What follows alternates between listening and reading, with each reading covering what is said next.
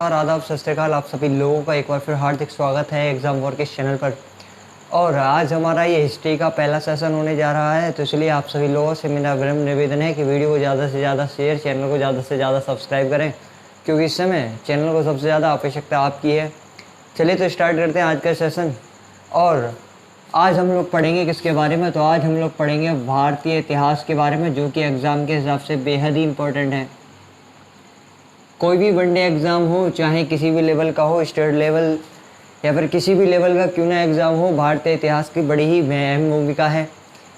और हमको पता है हमारे भारत का इतिहास काफ़ी एक विस्तार रूप ले चुका है, यानी कि विस्तार काफ़ी बड़ा है भारतीय इतिहास का। तो उसमें से हम कैसे कुछ चुनिंदा चीज़ें छाँट सकते हैं? अब इतने बड़े इतिहास को पढ़ पाना हमारे बस की बात नहीं है, क्योंकि एग्ज़ाम में कुछ सिलेक्टेड चीज़ें ही आने वाली हैं, कुछ फैक्ट्स आने वाले हैं। और वनडे एग्ज़ाम जितने भी होते हैं वो सारे के सारे फैक्ट चीज़ों को ज़्यादा से ज़्यादा एग्ज़ाम में उठा करके रखते हैं।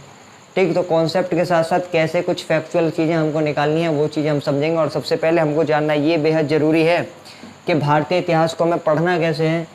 तो ज़रा ध्यान देंगे, भारतीय इतिहास को हम 3 हिस्सों में विभाजित कर लेंगे। और सबसे पहला हिस्सा जो होगा उसको हम बोलेंगे कौन सा इतिहास? तो आपका आंसर होगा भाई, उसको बोलेंगे हम कौन सा इतिहास? प्राचीन इतिहास, यानी कि एंशिएंट हिस्ट्री। चलिए, इसके बाद हम लोग जब मूव ऑन करेंगे तो हम लोग पहुंचेंगे कहाँ पर? मध्यकालीन इतिहास में, यानी मीडिएवल इंडिया। बहुत बढ़िया। चलिए, इसके बाद अगर बात करें हम लोग, तो हम लोग मूव ऑन कर जाएंगे कहाँ पर? आधुनिक इतिहास में, यानी कि मॉडर्न इंडिया। चलिए, अब जानना हमारे लिए बेहद ये ज़रूरी है कि 3 हिस्से तो हमने बना लिए, लेकिन एग्ज़ाम में कहाँ से क्वेश्चन आने वाला है, सबसे पहला चीज़ ये निकल कर के आता है। तो जानेंगे सबसे पहले। आप लोग भी समझते होंगे जैसे कि प्राचीन इतिहास, और आजकल प्राचीन इतिहास से एग्ज़ाम में जो क्वेश्चन की मात्रा है वो क्या हो चुकी है? बहुत ही ज़्यादा कम हो चुकी है। तो क्वेश्चन आ किस में से रहा है? तो क्वेश्चन आ किस में से रहा है भाई? मध्यकालीन इतिहास और आधुनिक इतिहास। इसमें से क्वेश्चन की मात्रा क्या हो रही है? ज़्यादा हो रही है। तो आप लोग बड़े आसानी से समझ गए होंगे कि हमको किन चीज़ों पर फोकस रखने की ज़्यादा आवश्यकता है। तो ज़्यादा हमको ध्यान कहाँ पर रखना है वो रखेंगे हम मध्यकालीन भारत में, और उसके बाद आधुनिक भारत में। तो चलिए, अब हम जो सेशन को स्टार्ट करेंगे वो स्टार्टिंग करेंगे कहाँ से? मध्यकालीन इतिहास से। और मध्यकालीन इतिहास ही हमारा शुरू होता है 712 ईस्वी से, और 712 ईस्वी से शुरू होने के बाद ये चलेगा 1707 ईस्वी तक, क्योंकि 712 ईस्वी में ही भारत में आएगा मोहम्मद बिन कासिम, और 1707 में मृत्यु होगी औरंगजेब की। तो लगभग 1000 वर्ष भारत में मुस्लिम लोग शासन करेंगे। तो इस टाइम पीरियड को मुस्लिम शासनकाल भी कहा जाता है। तो ध्यान रखिएगा, लगभग 1000 वर्ष भारत में शासन किया किन लोगों ने? मुस्लिम लोगों ने। और अब हम यहाँ से स्टार्टिंग करेंगे किसकी? मध्यकालीन इतिहास की। तो चलिए फटाफट से आप लोग अपनी नोटबुक पर हेडिंग डाल सकते हैं। तो फटाफट से आप लोग हेडिंग डाल लीजिए, मध्यकालीन इतिहास। एग्जाम के हिसाब से बड़ा ही इम्पोर्टेंट है मध्यकालीन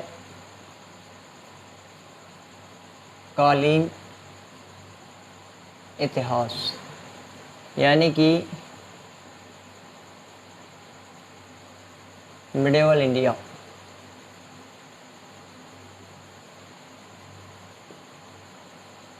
या मीडिएवल हिस्ट्री। तो मध्यकालीन इतिहास में हमको सबसे पहले जानना पड़ेगा कि सबसे पहले ये चीज़ हमको समझनी पड़ेगी कि आखिरकार भारत में मुस्लिम शासन की स्थापना हो कैसे पाई। समझेंगे कि आखिरकार भारत में किन किन लोगों ने आकर के शासन किया और क्या क्या वजह थी, क्या क्या कारण थे। और मध्यकालीन इतिहास में सबसे पहले हम लोग पढ़ेंगे किसके बारे में? अरबों के बारे में, क्योंकि भारत पर सर्वप्रथम आक्रमण करने वाले ही कौन हुए मध्यकालीन इतिहास में? अरब। तो हेडिंग डालिए फटाफट से, अरबों का आक्रमण। ठीक, यानी कि अरेबियंस इन्वेजन। और अरबों के आक्रमण में ही सबसे पहले जो भारत में आया वो था मोहम्मद बिन कासिम। मोहम्मद बिन कासिम, जो कि भारत में लगभग 712 ईस्वी से 1714 ईस्वी तक कहाँ पर रहा? भारत में रहा। लेकिन वजह क्या थी, तो वजह हमको जानना बेहद ही ज़रूरी है। तो समझेंगे भाई, हमको पता है अरब बेहद ही इम्पोर्टेंट, और अरब में ही एक व्यक्ति शासन किया करता था, यानी अरब का जो शासक था वो शासक कौन था, तो शासक था अल हज्जाज। भाई शासक कौन था, तो अरब का शासक था अल हज्जाज, और इस अल हज्जाज का ही सेनापति हुआ करता था, यानी कि कमांडर इन चीफ, यानी कि सेनापति ही कौन हुआ करता था, मोहम्मद बिन कासिम। तो अल हज्जाज का ही सेनापति हुआ करता था मोहम्मद बिन कासिम। तो ये भारत आया कैसे, ये चीज़ हमको समझनी है। तो भारत की स्थिति कुछ इस प्रकार से थी, और यहीं पर भारत के बराबर में जो वर्तमान पाकिस्तान में है क्या, सिंध, इसी सिंध पर एक व्यक्ति शासन किया करता था जिसका नाम था दाहिर। तो मोहम्मद बिन कासिम जिस समय भारत आया उस समय सिंध पर शासन कर रहा था दाहिर। लेकिन स्थिति क्या हुई, स्थिति ये हुई, अल हज्जाज के पानी के जहाज जाते थे देवल बंदरगाह पर। बंदरगाह का नाम क्या है भाई, देवल बंदरगाह। बंदरगाह है क्या, तो सबसे पहले हमको ये जानना पड़ेगा, जहाँ पर पानी के जहाज आकर के रुकते हैं, यानी कि ट्रांसपोर्टेशन जहाँ पर पानी के जहाज़ों का होता है वही क्या है, बंदरगाह। तो अल हज्जाज के पानी के जहाज आकर के रुकते थे कहाँ पर, देवल बंदरगाह पर, जो कि था किसके अंडर में, दाहिर के अंडर में। अब हुआ क्या कि अल हज्जाज के पानी के जहाज सुचारू रूप से देवल बंदरगाह से व्यापार कर रहे थे, यानी कि व्यापार बड़े ही सुचारू रूप से चल रहा था। तभी अचानक से दाहिर के द्वारा अल हज्जाज के पानी के जहाज़ों को क्या कर लिया गया, लूट लिया गया। यानी कि दाहिर ने पानी के जहाज़ों को लूटा। अब जब दाहिर ने पानी के जहाज़ों को लूटा तो इस बात का पता चला अरब में बैठे कौन, अल हज्जाज को, और अल हज्जाज के द्वारा संदेश भिजवाया गया दाहिर के लिए कि आप फटाफट से, आपने जो भी हमारा आर्थिक नुकसान किया है या तो आप उसकी भरपाई करें, वरना आप युद्ध लड़ने के लिए क्या रहें, तैयार रहें।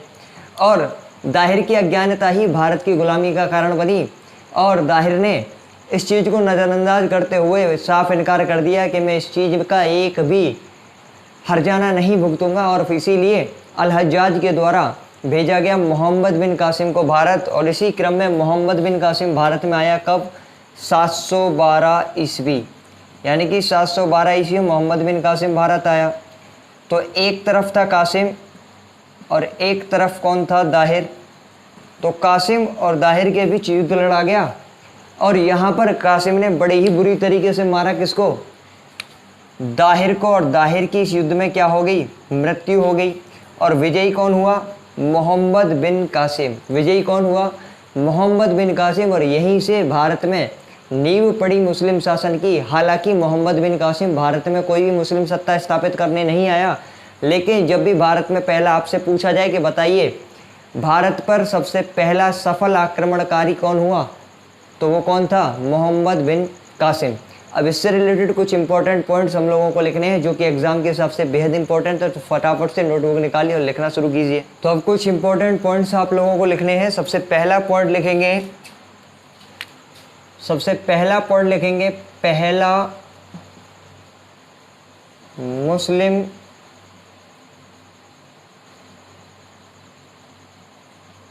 आक्रमणकारी, यानी ऐसा पहला मुस्लिम आक्रमणकारी जिसने किस पर आक्रमण किया, तो भारत पर आक्रमण किया। दूसरा इंपॉर्टेंट पॉइंट, इसने जब आक्रमण किया तो आक्रमण किस पर किया, तो भाई ये भी हमको पता होना चाहिए, आक्रमण किस पर किया गया, दाहिर पर, और इसके द्वारा दाहिर की क्या कर दी गई, मृत्यु। चलिए इसके बाद तीसरा पॉइंट एग्जाम के हिसाब से बेहद ही इंपॉर्टेंट पॉइंट है। चलिए मैं यहाँ पर स्टार भी लगा देता हूँ क्योंकि एग्जाम के हिसाब से बड़ा ही बेहद इंपॉर्टेंट पॉइंट है। अब क्योंकि एक तरफ इस्लाम धर्म पनप रहा था पूरे के पूरे विश्व में, और वहीं पर अल हज्जाज के द्वारा ये भी कहा गया था कि जब आप वहाँ पर जाएं तो इस्लाम धर्म का प्रचार और प्रसार करके आएँ। तो इसी क्रम में मोहम्मद बिन कासिम के द्वारा एक नीति रख दी गई, एक शर्त रख दी गई भारतवासियों के द्वारा कि अब आप लोगों की रक्षा करना, सुरक्षा करना दाहिर का कार्य नहीं, अब ये मेरा कार्य है। और आपके पास दो ऑप्शन हैं, या तो आप इस्लाम धर्म को कबूल कर लें या फिर आप एक टैक्स देने को तैयार रहें। और नाम क्या रहेगा, यानी उस कर का नाम क्या रहेगा, जजिया कर। भाई नाम क्या रहेगा, जजिया कर, यानी जजिया टैक्स। अब ये जजिया टैक्स है क्या, तो ये जजिया टैक्स वो था जो कि किस पर लगाया जाता था, तो ये लगाया जाता था काफिरों पर, काफिर। अब बहुत से लोगों को समझ नहीं आया होगा काफिर है क्या, तो मेरी बात को गौर से सुनिएगा। यानी कि गैर मुसलमान लोग जो थे वही क्या कहलाते थे, काफिर कहलाते थे। यानी कि गैर मुसलमान लोग क्या कहलाते थे, काफिर कहलाते थे। और लेकिन कुछ छूटें दी गई किसके द्वारा, मोहम्मद बिन कासिम के द्वारा। जैसे कि जजिया कर किन पर नहीं लगाया जाएगा, तो जजिया कर नहीं लगाया जाएगा किस पर, ब्राह्मण पर। उसके बाद किस पर नहीं लगाया जाएगा, विधवाओं पर और विकलांगों पर। चलिए, यानी कि जजिया टैक्स नहीं लगाया जाएगा ब्राह्मण पर, विधवाओं पर और डिसेबल्स यानी कि विकलांग। तो चलिए फटाफट से और क्या इंपॉर्टेंट चीज़ें हैं वो हम यहाँ से निकालते हैं। अगला इंपॉर्टेंट पॉइंट, इसने भारत में आकर के क्या चलाए, स्वर्णिम सिक्के, यानी स्वर्ण सिक्के, यानी गोल्डन कॉइन्स। यानी कि गोल्डन कॉइन्स इसके द्वारा क्या किए गए, भारत में चलाए गए गोल्डन कॉइन्स। और यही गोल्डन कॉइन्स यानी स्वर्णिम सिक्के क्या कहलाए, तो यही स्वर्णिम सिक्के कहलाते थे क्या, दिरहम। यही स्वर्णिम सिक्के क्या कहलाते थे, तो यही स्वर्णिम सिक्के कहलाते थे दिरहम। और यही दिरहम आज भी मुद्रा है कौन से देश की, तो फटाफट से बताओ मेरे को। ये भाई आज भी मुद्रा है कौन से देश की, तो UAE, यानी कि संयुक्त अरब अमीरात। तो संयुक्त अरब अमीरात की ये आज भी करेंसी है क्या, दिरहम। तो आपसे पूछा जाएगा बताइए भारतीय इतिहास में या मध्यकालीन इतिहास में सबसे पहला व्यक्ति जिसने स्वर्णिम सिक्के चलाए, तो आंसर क्या होगा, मोहम्मद बिन कासिम। या फिर पूछ लिया जाएगा मोहम्मद बिन कासिम के द्वारा चलाए गए स्वर्णिम सिक्कों को क्या नाम दिया गया, तो आंसर क्या होगा, दिरहम। और ये दिरहम आज भी मुद्रा है किसकी, तो आंसर क्या देंगे आप लोग, संयुक्त अरब अमीरात की। इसके बाद अगला पॉइंट, भारत में अरबी घोड़े। भारत में अरबी घोड़े भी किसके द्वारा लाए गए, तो भारत में अरबी घोड़े भी कौन लेकर के आए, सबसे पहले मोहम्मद बिन कासिम ही भारत में किसको लेकर के आया, अरबी घोड़ों को। और विश्व के सबसे सुप्रसिद्ध घोड़े ही कौन से माने जाते हैं, अरबी घोड़े। आप जितनी भी रेसिंग्स देखते हैं, यानी कि रेस देखते हैं आप घोड़ों की, तो उनमें सबसे ज़्यादा जो इस्तेमाल होते हैं वो कौन से हैं, अरबी घोड़े। चलिए इसके बाद अगर बात करें छठा इंपॉर्टेंट पॉइंट, भारत में खजूर की खेती। भारत में खजूर की खेती भी सर्वप्रथम किसने स्टार्टिंग की, तो किसने स्टार्ट की, मोहम्मद बिन कासिम यानी अरबों के द्वारा। और वहीं अगर मैं बात करूं ऊंट पालन, अरबों के आने से पहले ऊंट जो था एक जंगली जानवर के रूप में माना जाता था। लेकिन जब अरबों ने आकर के देखा किसको, तो रेगिस्तान का जहाज का भी उपाधि दी जा सकती है, तो बस अरबों की निगाह पड़ी ऊंट पर और ऊंट का पशुपालन क्या कर दिया गया, शुरू कर दिया गया। और इसके बाद अगर मैं बात करूं तो मोहम्मद बिन कासिम यानी अरबों के द्वारा ही शब्द दिया गया कौन सा, मानसून। तो मानसून शब्द किसके द्वारा दिया गया है, तो आप लोग क्या बताएंगे भाई, तो मानसून शब्द किसके द्वारा दिया गया है, मानसून शब्द दिया गया है किसके द्वारा, अरबों के द्वारा। और जिसमें भी कौन आया सबसे पहले, मोहम्मद बिन कासिम। वही अरबों के द्वारा सबसे पहले ही बनाई गई क्या, एटलस, यानी एटलस सबसे पहले किसके द्वारा बनाया गया, अरबों के द्वारा, यानी कि मानचित्रावली भी सबसे पहले किसके द्वारा बनाई गई, अरबों के द्वारा। और वहीं पर जब अरब लोग भारत में आए तो यहाँ पर दो प्रसिद्ध किताबें मौजूद थीं, जिसमें से पहली थी कौन सी, चरक संहिता। जिसमें से पहली थी कौन सी, चरक संहिता। इस चरक संहिता का भी अरबी अनुवाद कराया गया। और एक थी पंचतंत्र। पंचतंत्र यानी विश्व में बाइबल के बाद दूसरी सबसे ज़्यादा पढ़ी जाने वाली पुस्तक ही कौन सी है, पंचतंत्र। और इस पंचतंत्र का ही नाम बदलवा कर रखवा दिया गया कालिल्ला वादिमना। कालिल्ला वादिमना ही पंचतंत्र का क्या नाम है, अरबी नाम। तो आपसे पूछ लिया जाएगा अरबों के द्वारा पंचतंत्र का नाम बदलकर क्या रखा गया, तो कालिल्ला वादिमना ही क्या है इसका करेक्ट आंसर। चरक संहिता का भी फारसी अनुवाद कराया गया। तो ये सारा का सारा इंपॉर्टेंट डाटा मैं आप लोगों को प्रोवाइड करा चुका हूँ, जो कि एग्जाम के हिसाब से बेहद ही इंपॉर्टेंट है। तो चलिए मूव ऑन करते हैं आगे की तरफ। और आगे हम लोगों को क्या समझना है, तो ये 712 से लेकर 1400 ईस्वी तक का ही शासनकाल किसका हुआ, मोहम्मद बिन कासिम का। चलिए मूव ऑन करते हैं आगे की तरफ। जब भारत में हुआ तो उसके बाद हुए तुर्की आक्रमण। तो फटाफट से हेडिंग डालिए टर्किश इन्वेजन। टर्किश इन्वेजन यानी कि तुर्की आक्रमण। अब तुर्की आक्रमण करने वाला कौन हुआ, तो सबसे पहले फटाफट समझेंगे स्थिति क्या थी। तो आप लोगों ने सुना होगा किसके बारे में, अफगानिस्तान के बारे में। बहुत बढ़िया। और अफगानिस्तान में जो व्यक्ति शासन करता था, यानी अफगानिस्तान में ही एक जगह पड़ती है जहाँ पर मैं बात करूँ तो अफगानिस्तान में ही एक जगह पड़ती है कौन सी, गजनी। और इसी गजनी में एक वंश चला करता था, यानी अफगानिस्तान का ये क्या हो गया, एक स्थान। और इसी गजनी में एक वंश चलता था जिसको हम लोग बोलते हैं यामिनी वंश, यामिनी वंश या फिर गजनी वंश। चलिए अब इस यामिनी वंश या गजनी वंश का ही संस्थापक कौन हुआ, संस्थापक अलप्तगीन।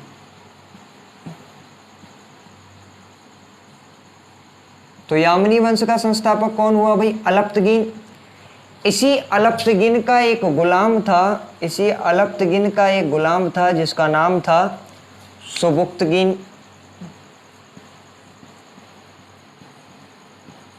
सुबुक्तगीन।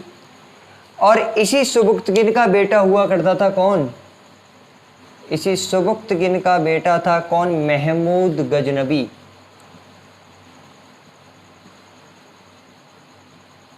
हालांकि इसका नाम जो था, इसका नाम महमूद था, लेकिन गजनी में रहता था, इसीलिए इसके नाम के पीछे क्या जुड़ गया, गजनबी।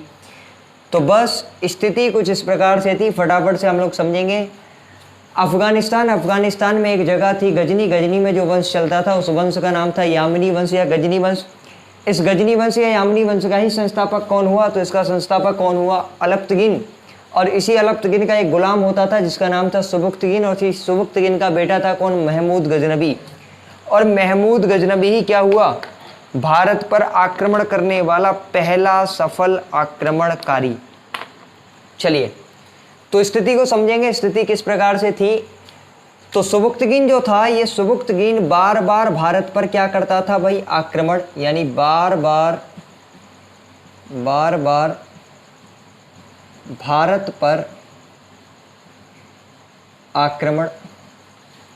और आक्रमण भी कहाँ करता था, तो आपको पता है पहले पाकिस्तान ही हमारे इंडिया में था, और पाकिस्तान में ही अब वर्तमान में एक जगह है जिसका नाम है पेशावर। और इसी पेशावर में जो शासन किया करता था उस व्यक्ति का नाम था क्या, जयपाल। इसी जयपाल पर बार बार आक्रमण किया करता था कौन, सुबुक्तगीन, लेकिन बार बार हारा जाता था। और एक बार जयपाल के द्वारा सुबुक्तगीन की क्या कर दी गई, हत्या कर दी गई। और बस सुबुक्तगीन की जब हत्या हुई तो गद्दी पर कौन बैठा, महमूद गजनबी। और महमूद गजनबी शांति के साथ नहीं, एक कसम खा करके बैठा कि हो सकेगा तो प्रत्येक वर्ष एक आक्रमण किस पर करेगा, भारत पर करेगा। तो आपसे पूछा जाएगा बताइए पहला तुर्की आक्रमणकारी कौन हुआ, तो भाई हमको पता है बार बार आक्रमण कौन करता था, तो बार बार आक्रमण करता था सुबुक्तगीन। तो सुबुक्तगीन कौन हुआ, तो सुबुक्तगीन हुआ पहला तुर्की आक्रमणकारी। आपसे एग्जाम में पूछा जाएगा, बताइए भारत पर सर्वप्रथम किस तुर्की व्यक्ति ने आक्रमण किया, तो आंसर क्या होगा, सुबुक्तगी। लेकिन पूछा जाए कि भारत पर सफल आक्रमण तुर्की में से किसने किया, तो आंसर क्या होगा, महमूद गजनवी, यानी सफल आक्रमणकारी, सफल आक्रमणकारी। और इसी क्रम में इसने 1000 ईस्वी से लेकर 1027 ईस्वी तक भारत पर कुल मिलाकर कितने आक्रमण किए, तो 17 बार भारत पर क्या किया, आक्रमण। 17 बार भारत पर आक्रमण किसने किए, महमूद गजनवी ने। और जो जो इम्पोर्टेंट आक्रमण होंगे उनको हम लोग फाइंड आउट करेंगे और फटाफट से लिखेंगे सारी की सारी चीज़ें।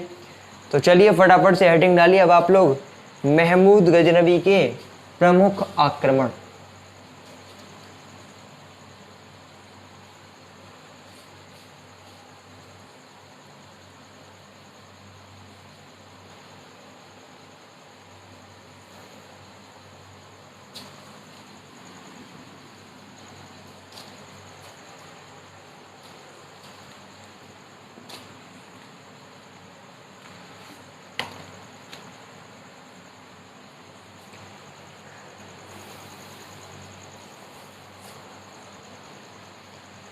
तो हेडिंग डालिए फटाफट से, महमूद गजनवी के प्रमुख आक्रमण।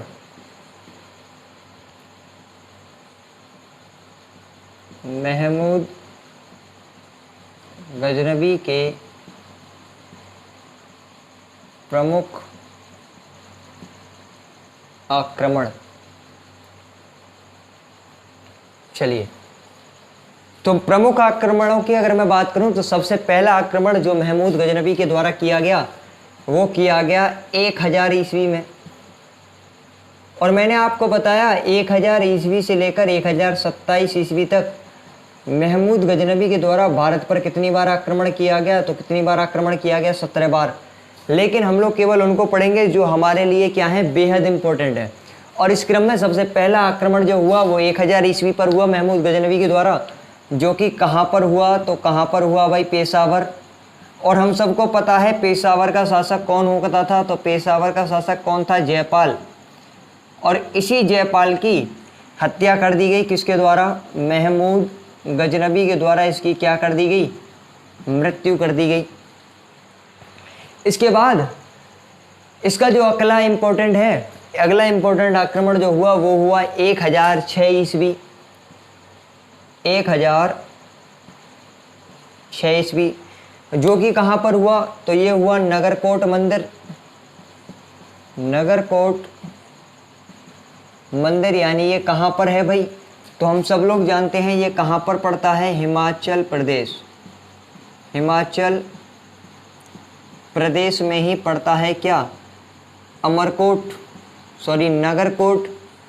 तो नगरकोट मंदिर पर आक्रमण किया गया किसके द्वारा, महमूद गजनवी के द्वारा, जो कि कब किया गया, 1006 ईस्वी में। और उसके बाद अगर आगे की बात करूं तो अगला आक्रमण हुआ इसका 1008 ईस्वी, मार्कर चेंज कर लेते हैं, 1008 ईस्वी, जो कि कहाँ पर किया गया, तो ध्यान रखेंगे ये किया गया जयपाल के पुत्र, यानी जयपाल का एक पुत्र होता था, देखिए इधर यहाँ में लिख देता हूँ, जयपाल का पुत्र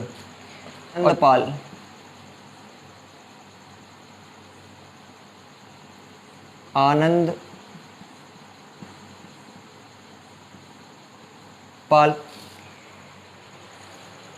तो 1008 ईस्वी में जयपाल के पुत्र आनंदपाल पर ही क्या किया गया, आक्रमण किया गया, किसके द्वारा, महमूद गजनवी के द्वारा। और इसके बाद इसका जो अगला इंपॉर्टेंट आक्रमण हुआ वो 1011 और 1012 ईस्वी में इसने आक्रमण किया, कहाँ पर, मथुरा व उज्जैन के मंदिरों पर। मथुरा व उज्जैन के मंदिरों पर ही आक्रमण किया गया, किसके द्वारा, महमूद गजनवी के द्वारा। और जैसे कि हम लोग जानते हैं मथुरा और उज्जैन दोनों के दोनों फेमस हैं अपनी हिंदू धार्मिकता के लिए, यानी कि सबसे ज़्यादा मंदिर ही इन दोनों जगह पाए जाते हैं। और इसके द्वारा मंदिरों को तोड़ा गया, तो इसको एक उपाधि भी मिली जो मैं भी आपको लास्ट में बताऊंगा। मंदिरों को तोड़ने वाले को क्या उपाधि मिलती है ये भी आप क्लास के लास्ट तक समझ जाएंगे। तो फिलहाल आपको समझना है 1011 और 1012 ईस्वी में इसने कहाँ पर आक्रमण किया। तो इसने आक्रमण किया भाई कहाँ पर, मथुरा व उज्जैन। और इसके बाद इसका अगला इंपॉर्टेंट पॉइंट, यानी इसने 1014 ईस्वी में इसने आक्रमण किया कहाँ पर, स्थानीश्वर महादेव मंदिर, यानी कि स्थानीश्वर महादेव मंदिर। अब ये स्थानीश्वर महादेव मंदिर पड़ता कहाँ पर है, तो हरियाणा के थानेसर जिले में ही पड़ता है स्थानीश्वर महादेव मंदिर। लेकिन इस स्थानीश्वर महादेव मंदिर में से इसने मूर्ति को निकलवाया, जो कि मूर्ति क्या कहलाती है, वो मूर्ति थी किसकी भाई, तो मूर्ति थी वो चक्र स्वामी, यानी कि भगवान विष्णु की ही मूर्ति चक्र स्वामी की मूर्ति को मंदिर से बाहर निकलवाया और इस मूर्ति को तोड़वा दिया गया किसके द्वारा, महमूद गजनवी के द्वारा। और कह दिया गया अपने सैनिकों के द्वारा कि इसके ऊपर से आप क्या निकाल दें, अपने अपने घोड़े निकाल दें। और इसके बाद इसी क्रम में जो अगला आक्रमण हुआ, जो अगला इंपॉर्टेंट आक्रमण है वो है, स्टार लगा देता हूं इधर, ये इंपॉर्टेंट है, वो है 1025 ईस्वी का सोमनाथ मंदिर पर आक्रमण। सोमनाथ मंदिर पर आक्रमण। तो सोमनाथ मंदिर पर ही आक्रमण किसके द्वारा किया गया, महमूद गजनवी के द्वारा। तो एग्जाम में आपसे पूछ लिया जाएगा, बताइए कि जिस समय सोमनाथ मंदिर पर आक्रमण हुआ तो वहां का शासक कौन था, तो सोमनाथ मंदिर यानी यहाँ का शासक कौन था, तो यहाँ का शासक था कौन, भीम प्रथम, यानी कि भीम प्रथम, जो कि कौन से वंश का था, तो ये था कौन से वंश का भाई, तो ये था चालुक्य वंश का, चालुक्य वंश, चालुक्य वंश का ही था कौन, भीम फर्स्ट, जिसके समय में ही सोमनाथ मंदिर पर आक्रमण किया गया। और ये सोमनाथ मंदिर पड़ता कहाँ पर है, तो ये सोमनाथ मंदिर कहाँ पर पड़ता है भाई, गुजरात में। चलिए मूव ऑन करते हैं आगे। इसके बाद, इसके ठीक 2 साल बाद 1027 ईस्वी, और 1027 ईस्वी में इस पर आक्रमण कर दिया गया किसके द्वारा, जाटों के द्वारा, जाटों के द्वारा आक्रमण।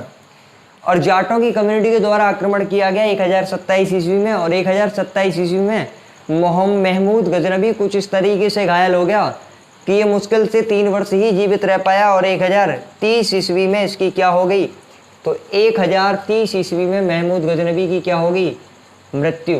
यानी 1030 ईस्वी गजनवी की मृत्यु। तो 1030 ईस्वी में महमूद गजनवी की क्या होगी, मृत्यु होगी।